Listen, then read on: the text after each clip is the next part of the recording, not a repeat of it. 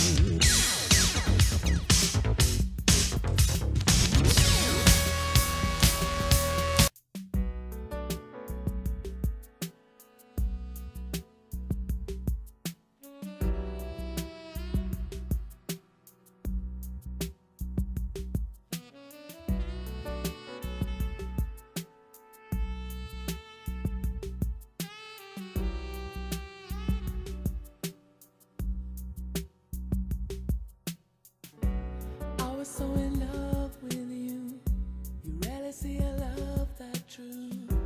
Wasn't that enough for you? Wasn't that enough for you? I would climb a mountain, I wouldn't wanna see you fall. Rock climb for you, and give you a reason for it all. You kept on thinking you were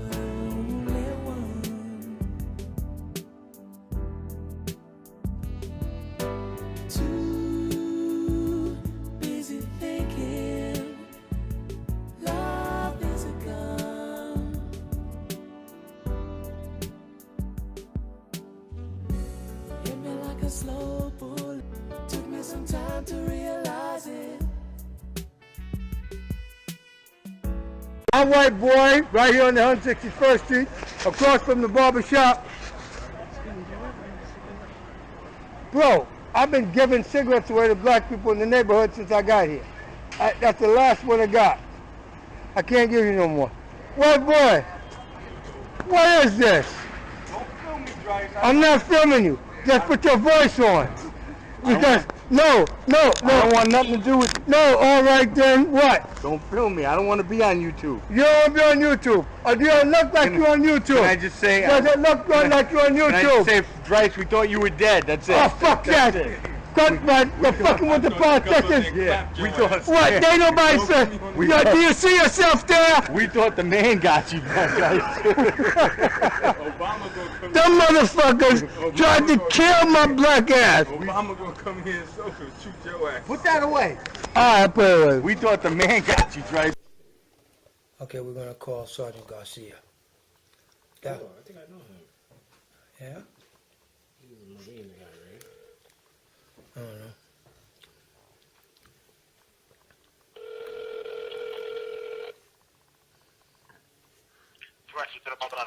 Yes, man. Speak to Sergeant Garcia. He's in the office right now. He's not in the office? All right, this is Philip Dreiss. He had been calling me and stuff. And I just want to let you guys know, I don't care what the congressman's office might have told you. I ain't no threat to nobody. Y'all sent a whole bunch of detectives all around the neighborhood, slandered my name. And I'm an ABA certified paralegal. I'm a forensic paralegal. And I ain't no threat to nobody. He might want to see that if he goes on the internet and take a look at the shows. Because whatever they... I don't think he's looking for you in that respect. I think that, what tends to happen is sometimes you have individuals who may be concerned or whatnot, and then they call us, and it's our job to make an assessment of the situation. I think if they were seriously considering looking for you, they would have definitely went out there aggressively and found you. I think Y'all would have got me already, because I ain't turned off my phone. Yeah. I think what they have to do is, they have to make contact with you, so they can say that, hey, listen, we spoke to him in person, and he's fine. Look, he scared the crap out of me, man. Detectives was looking for me. People been telling me all kinds of stuff. So look, I just want you to know I ain't no threat to the congressman at all. I even videotaped myself going by his office saying, hey, look, I ain't no threat to nobody. I exposed things about crookedness. My business lost $5 million, and these people did so much dirt to me, man. Y'all want to look at that? And if they file a false police report, that's a misdemeanor. They got to get arrested. That's what I'm trying to say. Right. Okay. All right, brother. All right, hey, listen, you be safe out there, man. Enjoy the beautiful weather today. Thank you, my friend. You too. All right. Okay, bye-bye.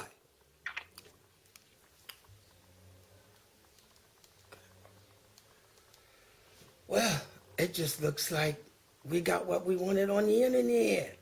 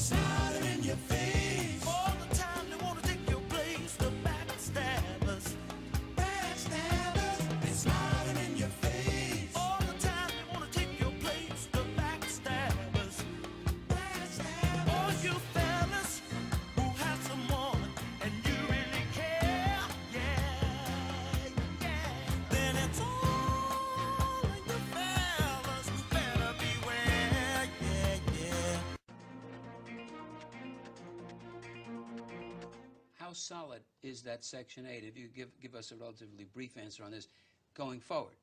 Oh, it's absolutely solid at this point. This was, for perfect storm kinds of reasons, we were in this financial crisis. The storm has passed. We are now managing within resources that are available to us and predicted for the near future. And so at this point, the resolution that of these families that are now being ported over to HPD has now resolved the issue short and I believe long term as well. Okay, then we have the other development, which was much ballyhooed, which is this plan by which the housing authority, to some degree, passes title almost to the projects, to its real estate, to effectively a, quote, nonprofit, which then is able to receive funds from the federal government that it otherwise could not receive, essentially for capital improvements. Is that the gist of it? And ongoing operational dollars. Yes, it's the gist. And that's significant. Tell our viewers the significance of that. Oh, it's very significant. Since the mid-90s, these properties that were built by the benevolence of the city and the state look and are inhabited by public housing folks. You really can't tell the federally funded ones from the ones that were built by the city or the state. However, the properties built by the city and state were not receiving any dollars to operate or to be fixed up. This particular what was going on was that for years and years, NYCHA was using dollars they were getting. NYCHA being New York City Housing Authority was using dollars they were getting from the federal government and bleeding it away from where the properties were given the money to help support the operations of these other properties that weren't getting any dollars. And so consequently, everything was going down. The properties that were being given the money designated to weren't being given the full dollar value, and these properties were being given 50 cents on the dollar as well.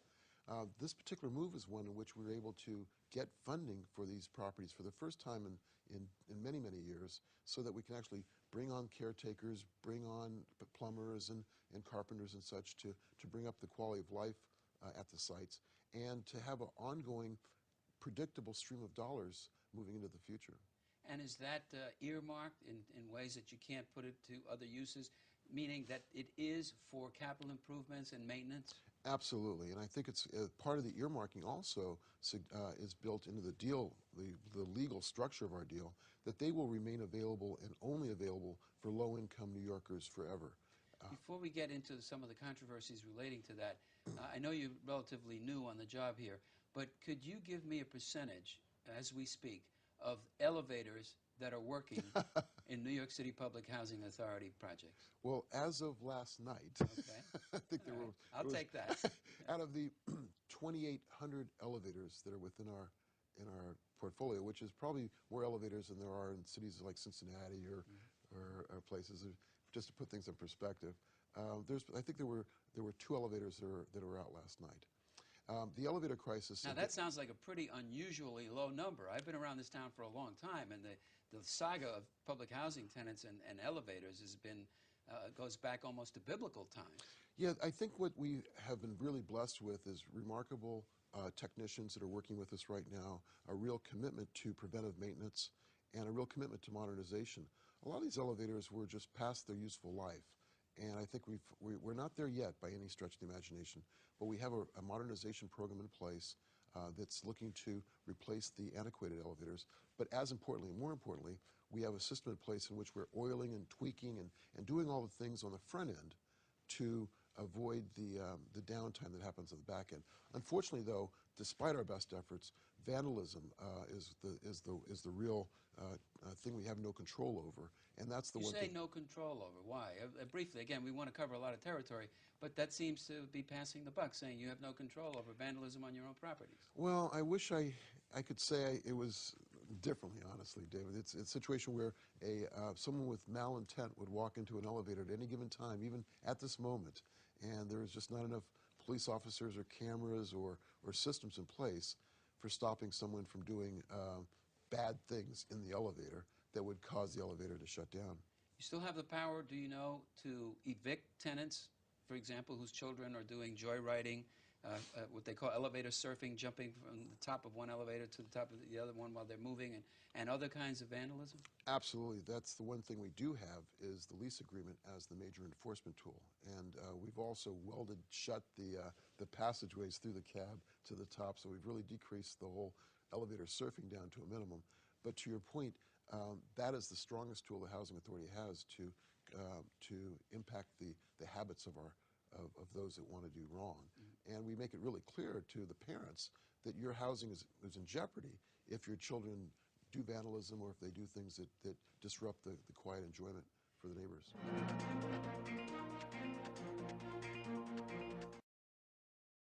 This is Dr. Philip Edward Joyce, Personal Log.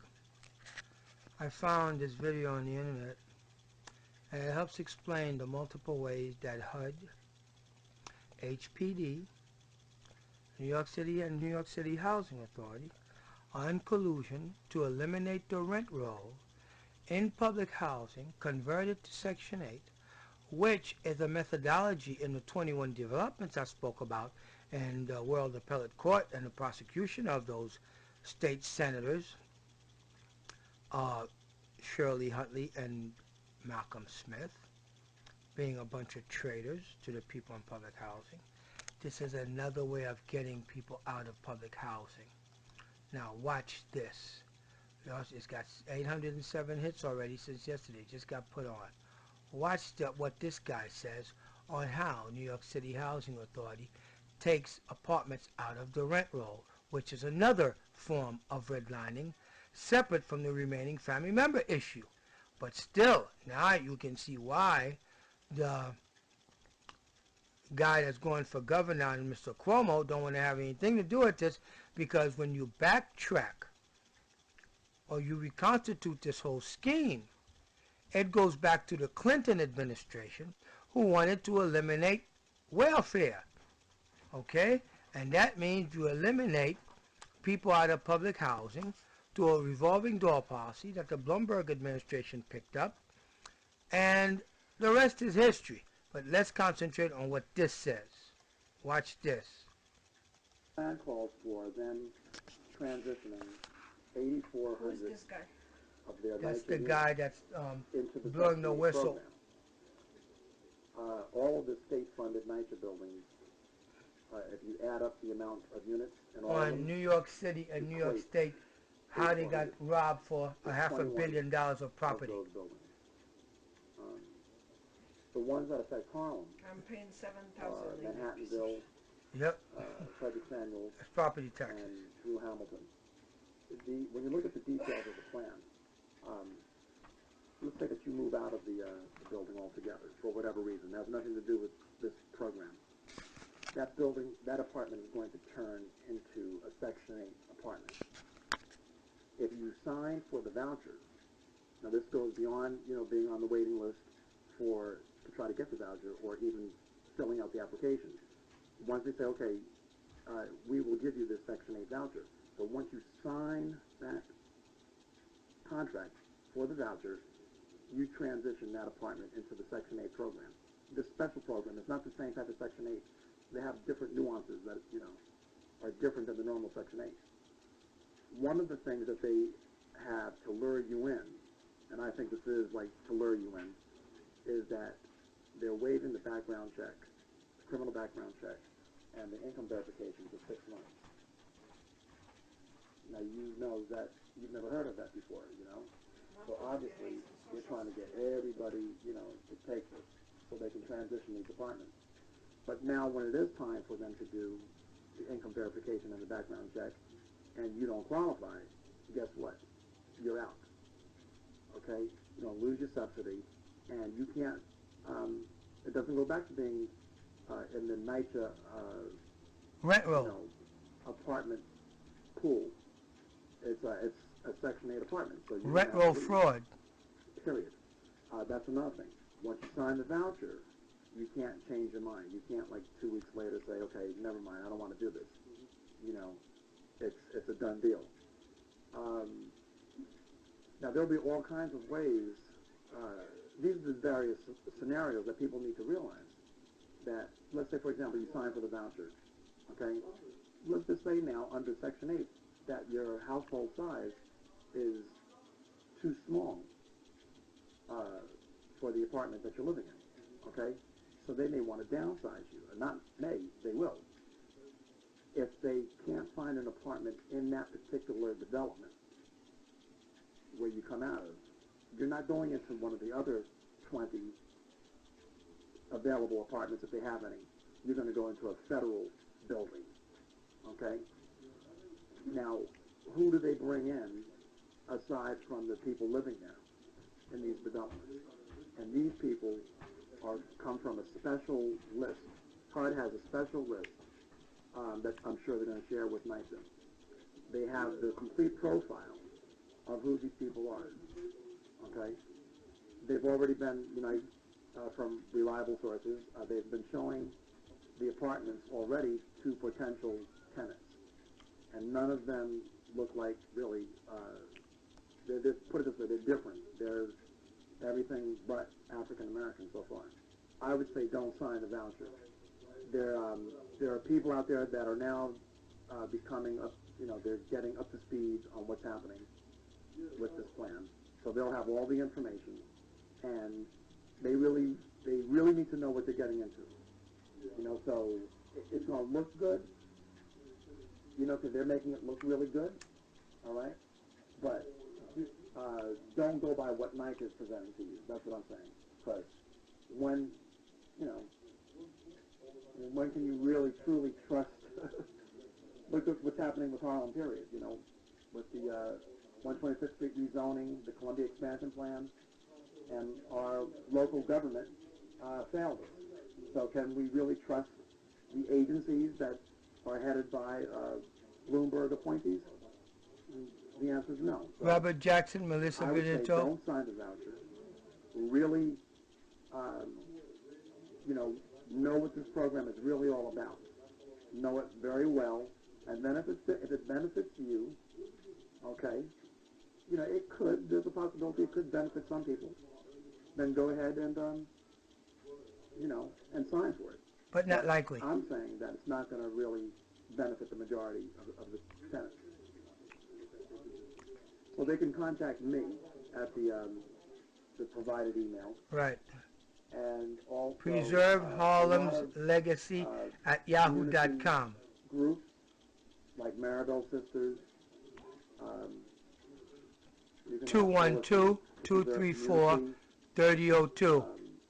Nellie Bailey at the Harlem Tenants Council. There's some other on that list. But then the Manhattanville Tenants Association, okay, they're going to be up to speed. The Drew Hamilton Tenants Association, they're going to be up to speed. I can't speak offhand just yet about Frederick Samuels, but I know Drew Hamilton Tenants Association, they're going to be up to speed on this, Manhattanville, and we're trying to now, get this message out to the other developments in the other boroughs.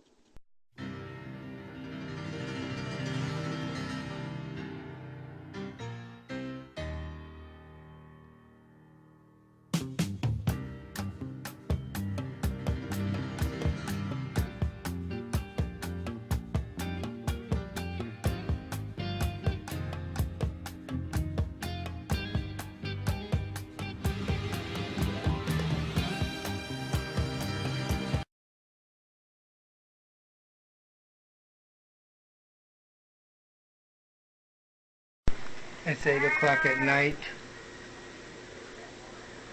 I'm at Highland Care Nursing Home.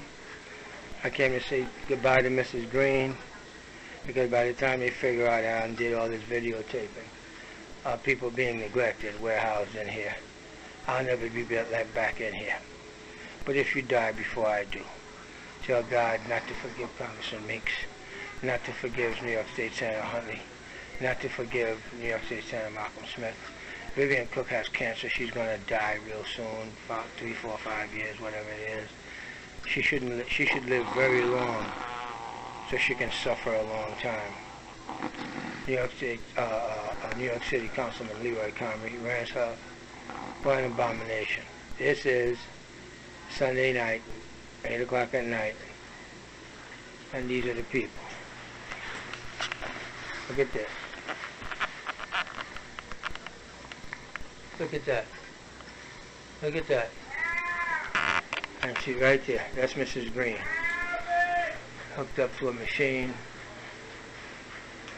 being fed these liquid supplements.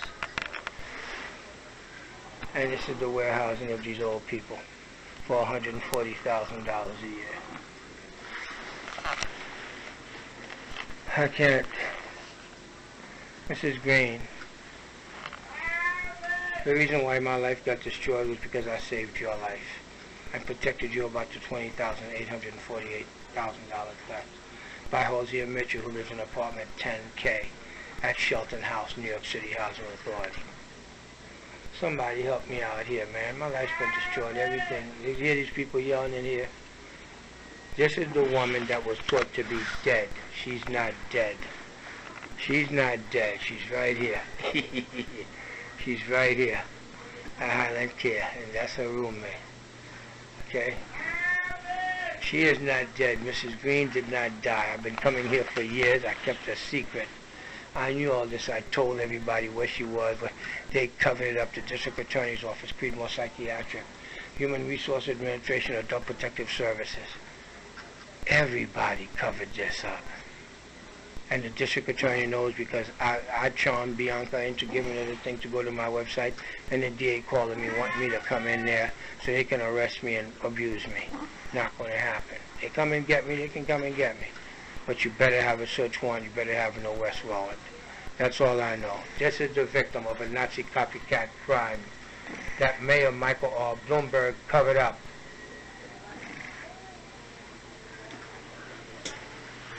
What can I tell you? This is what they look like when they're in a nursing home, dying. And they're just an economy being warehoused because they put them out of their house in public housing so they can harvest the apartments, and they dump them in a nursing home. And when they go to the hospital visiting nurse service, social workers get money when they refer them to certain nursing homes. Go ahead. He can vomit and choke on his own puke. He vomits, he chokes, and dies on his own puke. That's what I'm talking about. He vomits and chokes on his own puke. When's that going to happen? Go ahead.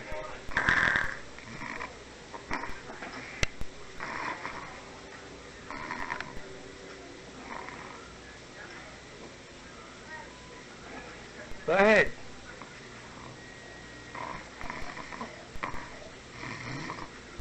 That's what I exposed in order to get people to do their damn job. That's what I exposed in order to get people to do their damn job. I'll never see these people again in life because I am the housing. Today is Tuesday, January 11, 2011. I'm at the home of Mr. Curtis. He is a person. Hey, you there? Okay. Yeah, this is the whistleblower, the federal whistleblower. Okay.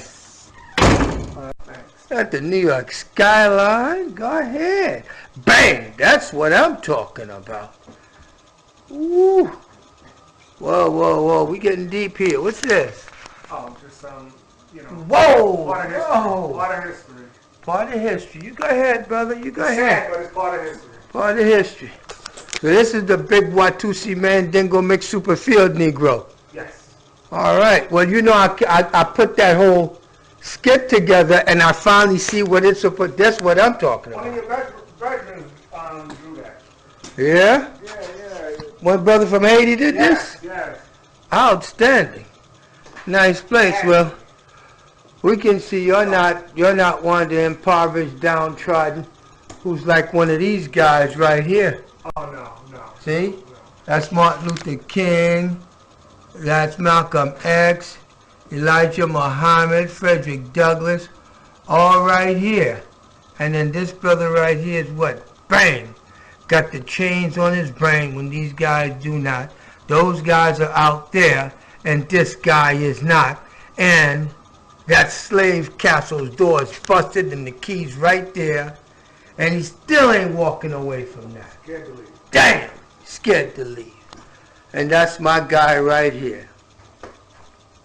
That's my guy right here, Malcolm X. That's him right here. Well, let me see what else we got here. But, oh my, this is the one! Yeah. That's the one you were asking about. If that story was true about it, yes, that's it. That's what you had given me a copy of this, and I took it to the congressman's office. Yes. And you met with Ida Smith. I was there. I was an eyewitness. Bang, we're going to have to send it to Mr. Juan Cuba at the White House. Sure. Okay, and I've got a letter from the Justice Department, and I've been trying to show people, you know, what exactly, and people of authority, because the newspapers have been, they don't want to print my story no more about the redlining scheme that I took to the congressman's office, and they did all kinds of things, calling me crazy, defamed me. The VA gave me a whole bunch of medication, which in fact I didn't need as a chemical restraint. So I gotta do what I gotta do, but I did speak to Mr. Juan Cuba, and it's time for me to now, and the last time I spoke to him was about getting those books to him. Okay. And now those books have disappeared at the congressman's office. Wow. So we actually send them this. But what I wanted to do right now was if you could please take me back to what happened, for you have taken these pictures, hold this for me, of this hangsman's noose. That was when, this was in the, This was found, it was in the locker room at the VA, the Veterans Administration what? St. Albans, New York. The VA. St. Albans, New York, Veterans Administration motor pool locker room? Yes, correct. Okay. And how long was this hanging there? I don't know. I walked in January 25th, 2008, and I saw it. But Now, January 25th, 2008, and that's when you first saw that. correct. And it stayed there for how long? No, they took it down immediately after that. After the police were notified. Also, you called the police after that. There was a police report. Yes, correct. The police never called the press on this. No. When you took it to the congressman's office, did they call the press? What happened when you went to Ida M. Smith after I turned you over to her? She spoke to me a few times about it, but nothing amounted out of it. I didn't get any feedback. I didn't get any change. And they told me that the federal government says it's legal to hang them. They said it's not. Ida Smith told you, said that the federal government said it's legal to put a hangsman's They noose? said that they're not illegal, but a noose is not against the law by the federal government. But a swastika is considered a felony hate crime, where a noose is not considered a hate crime. And Ida M. Smith told you this? Yeah, in the discussion, she was like, there was nothing she could do about it. Because Okay. And are you aware that she ever contacted anybody at the Veterans Administration? I believe she spoke to the union. Outside of that, I don't think it went much. And then what happened to you? Nothing. They offered to transfer me to Brooklyn, Manhattan, or Staten. In other words, get you out of the St. Albans VA. Yes. Did they talk to you about who put that there? Did anybody ever ask you who put that hangsman's noose in the locker room at the Brooklyn VA? I mean, at the St. Albans VA on January 25th, 2008. No. No. Do you know who did it? I don't know who did it, but I know whose coat rack it was hung on. I found it was hanging on one of my coworkers. What was the name of the person's coat rack it was hanging on? Yes. Frank Castellano. Frank Castellano. Correct. What happened to Mr. Frank Castellano after you reported this? Actually, he got a promotion from work leader to supervisor, and they wanted me to work under him after that. And when I told them that they were adding insult to injury, they told me when I told them I didn't want to work under his supervision after the incident, Yes. they told me that they can transfer me to Brooklyn, Staten Island, or Manhattan, which I refused to go because I like St. Albans. I've been there 20 years, and I feel that I should not be transferred. Now, were there other instances with Mr. Castellano or other Caucasian gentlemen at the Brooklyn VA Hospital motor pool that would lead you to think that there is an embedded racist environment in that motor pool? Yes, I would think so. Because, Elaborate, please. Well, a brief incident to me happened roughly about 15 years ago. I came in there as a motor pool operator, as a motor vehicle operator, and shortly after that, 2 Caucasians came in there, and they were made grade 8s, and I was a grade 7. And when I brought it to their attention, saying, "How come I'm a 7 and they're 8?" They told me when I get an ACDL license, they'll make me a grade 8. Immediately, within 2 to 3 seconds, I reached in my pocket, hand them a Class A CDL license. And they kept promising me to give me the grade, and they never did.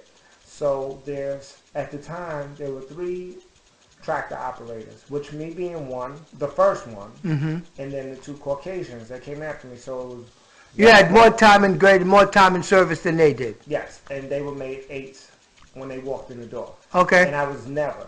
Here it is, 17 years later, and I'm still a 7. So it looked like you sound like somebody, federal government owe you some money.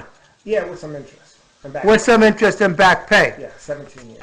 Pay a little pain and suffering, a little humiliation and degradation, And then this is what I'm rewarded with. and bang!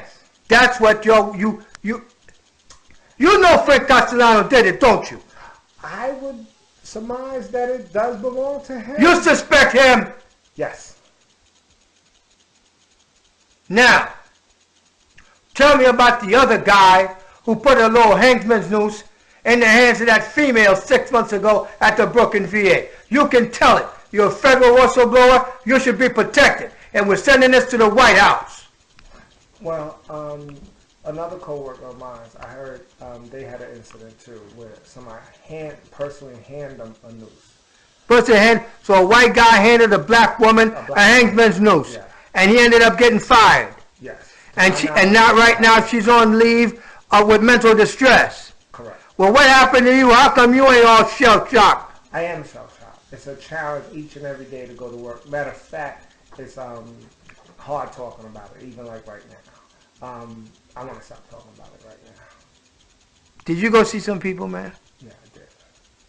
But I can't get into your medical records, man. I'm not going to get into that with you.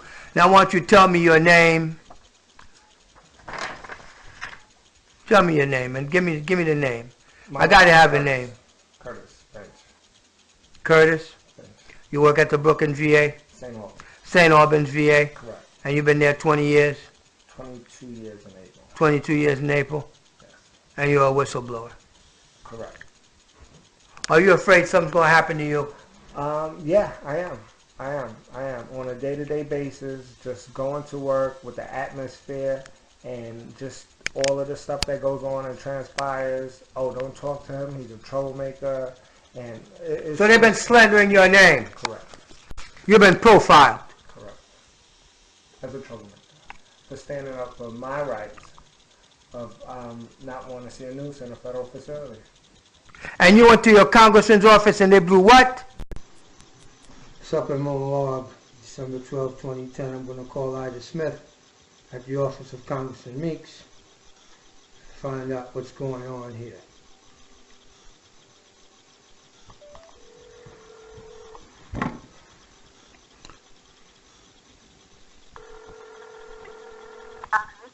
Good morning. Good morning, Miss Hart. May I speak to Ida, please? Please hold on.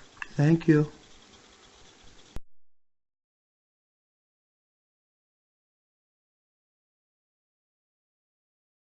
Good morning. Hello, Ida. How you doing? I'm not sure. How are you? I'm doing all right. Something's wrong with your voice. What's wrong? That walking pneumonia I had. Oh my God, it came back? No, it never went away. I'm still being taken care of by Aza. Okay. Now, Ida, I got a big problem. Ida, I'm listening. why can't you all put on a piece of paper Natchez conducting a formal redlining? Why is my stuff missing? What's going on? What stuff is missing? The 2 books I gave you to the White House, I spoke to Kim Fuller this morning. She doesn't have them. Who has them? You have them. You took them No, yourself. I didn't take them. You did take them. You told me, well, they're not going to D.C. I need to keep them. And I said, fine. That's not what we said Friday. No, we said Friday. I said, if Kit doesn't have them, you have them. Because I gave her something that she carried back. Hold on a second. Hold on. Yes, ma'am. I'm going to call No, wait, no, listen, Ida. I spoke to her already. I don't want to. What did she say? She said she got 1 book that I addressed to the Justice Department. I never sent anything to the Justice Department. There were only 2 books for the White House and the White House only.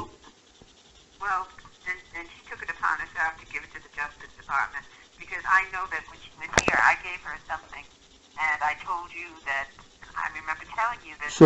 So she took it upon herself to give it to the Justice Department, Ida? How you say? Ida, these people destroyed my life. These people hurt me. You have to bear in mind this protocol. Okay. We don't send anything directly to the president. I told I do.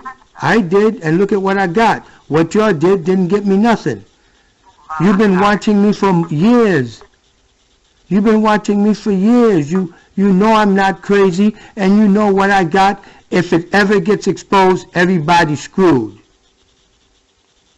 I haven't exposed anything. That's what the problem is. I needed you to.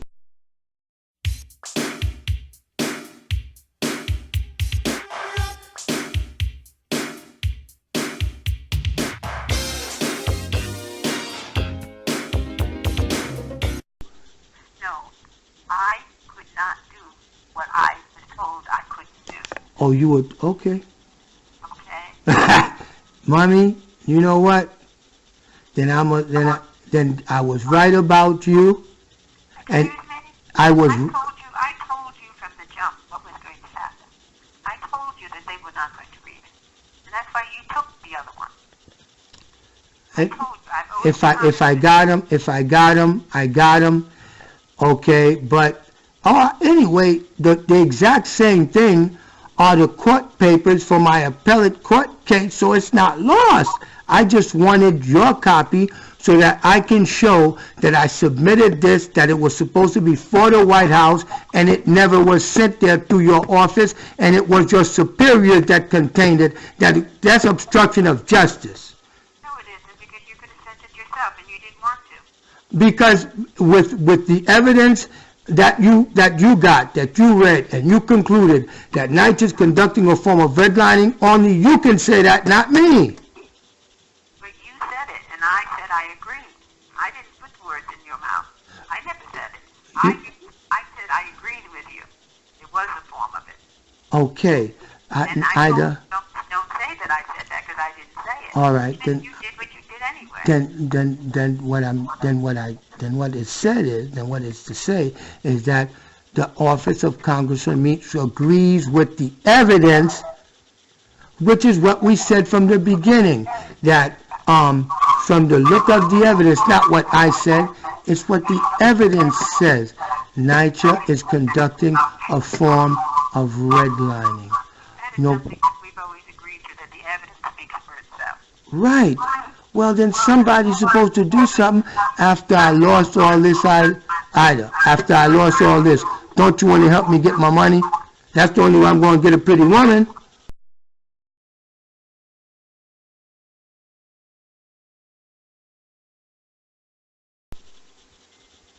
You have enough brain and wherewithal. You don't need a pretty woman. You're going to do what you know you have to do. That's not a prerequisite. And you know that's a fact. And you know that's not what you're about. Well, guess what? Mother is courting a woman for me, giving me things to take to this woman that's got 2 kids. She just got a brand new baby. The boy, I met the guy, and I was telling him I'm giving this kid a college scholarship because I pay like $40 a month, and he gets at least a 2-year degree and all that. And then she told me she ain't with, and I mean she gorgeous. I love them kids. But I'm tired of getting a woman through loving their kids. I hear you. I've been through that already, raising people. Why do you think when I get mad I say all the bad things I say? Well, you can blame whatever you want, but it's all coming from your mind. So anything you say, I'm not going to believe. How do I regain all the money, all the time, everything I lost? Well, what happened to the Aquatube campaign? Aquatube is right here. I got it out. Then why aren't you doing it? I need money from all of my losses in order to kick this off. I need $70 grand just for the radio commercials.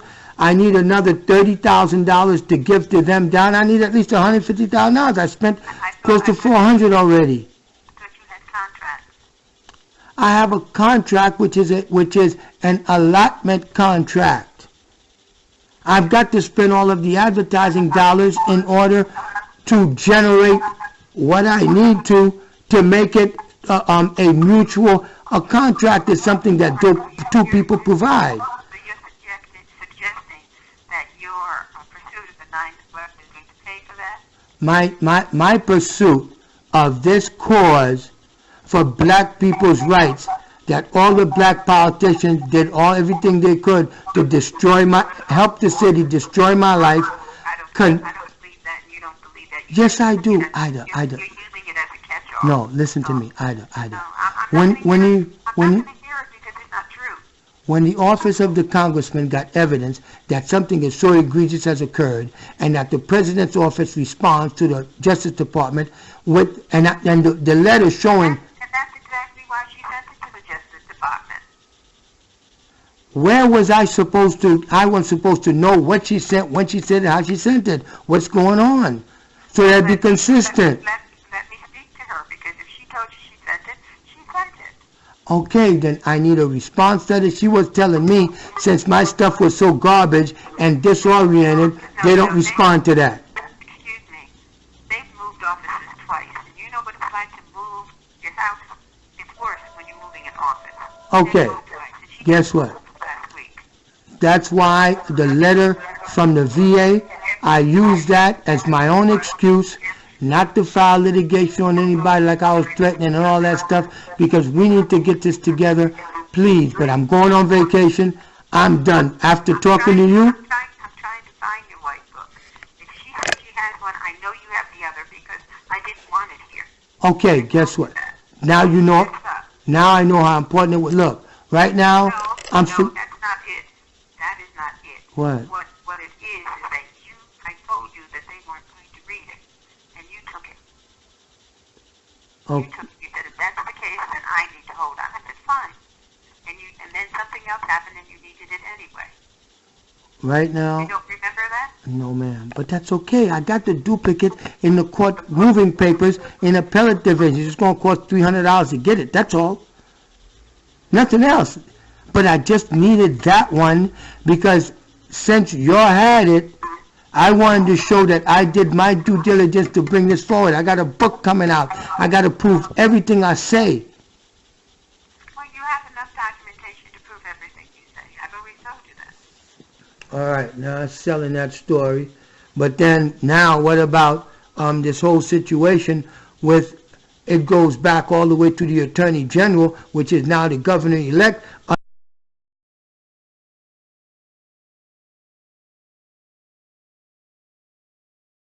But then now what about this whole situation with it goes back all the way to the Attorney General, which is now the governor-elect, unleashing NYCHA and untying their hands with no oversight for them to write policies that is eliminating people because of the Clinton administration welfare elimination program.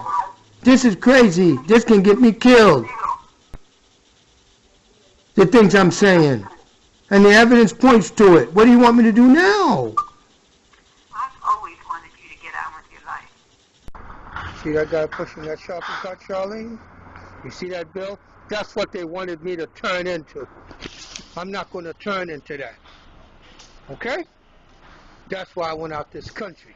No matter what they do, it's not to their benefit.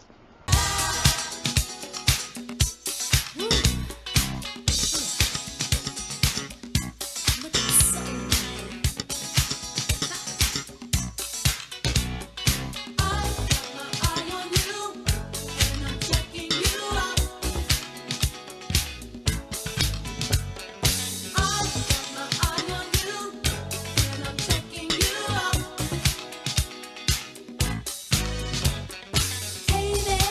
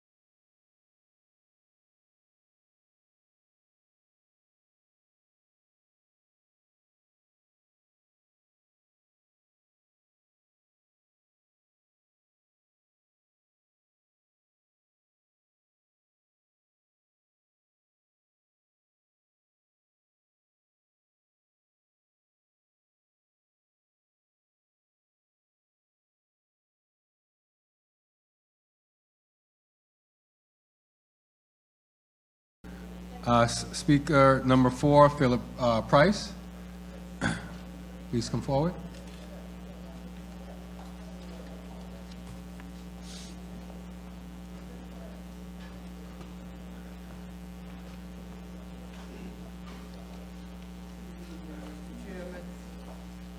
I'd like to thank you and I congratulate you.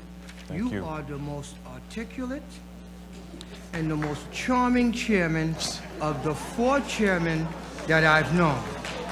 Ladies, isn't he a good-looking guy? Just a good-looking guy. Okay? Now, we're going to be real nice to Mr. Rhea. Did my mother pay you to say that? No.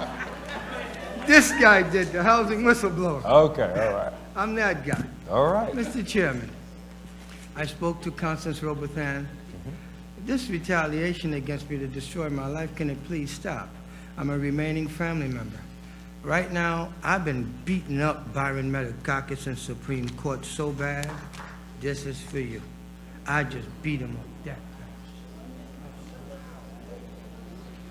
fast. Got it. Okay. So.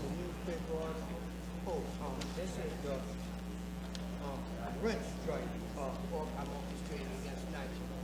Because if we don't do that. Okay. You should move to the next one. Mr. Chairman. Mr. Chairman, I have 1 minute and 40 seconds. 3 things. Number 1, the retaliation against the whistleblower. If an old lady is embezzled by an employee out of $20,858, Ricardo Elias Morales calls my boss, who I work for at a law firm, and tell me to tell them to leave alone.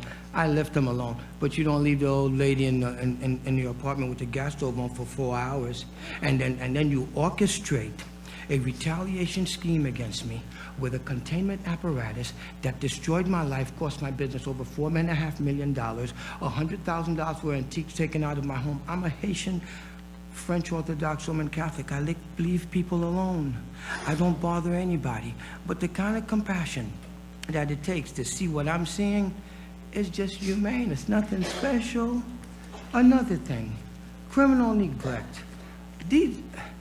I don't understand this. You mean to tell me you got 2 lawyers in 2 different courts and both of them have a different story about an supposed exclusive senior development that is not? Another one. When you deceive the judges, you deceive the courts, and I bring that to you. The Veterans Administration asked Congressman Smith to call in state and federal law enforcement. Ida Smith says, you even got a call recently about May Keys, where they said NYCHA is conducting a form of redlining. Those 21 developments, I believe, were part of the Davis versus NYCHA, that it was found that NYCHA was conducting a form of redlining. Are we still on the same page here? And I'm done.